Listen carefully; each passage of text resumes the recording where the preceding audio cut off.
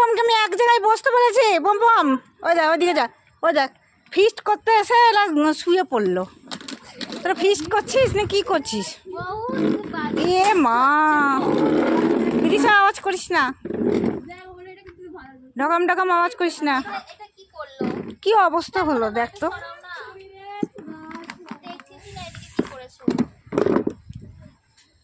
পম পম বস, নাহলে আমি তোকে নিচে রেখে দিয়ে চলে আসবো। নিচেও থাকবে না। ওই দে ই মা, এ মা দেখ কি করছে চিজ। তুই শুয়ে থাক, দেখি আমাদের রান্না কত দূর হলো। ইমা রান্নার রাঁধুনি কোথায় গেল রে?